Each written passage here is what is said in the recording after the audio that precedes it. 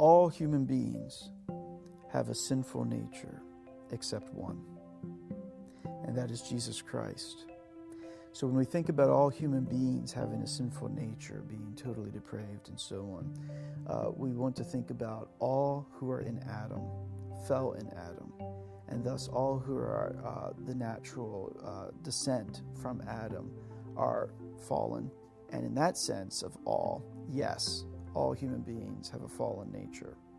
But there is one, of course, a second Adam, a last Adam, who is free from the taint of sin, though fully human, and was therefore a fit redeemer of those of us who have fallen.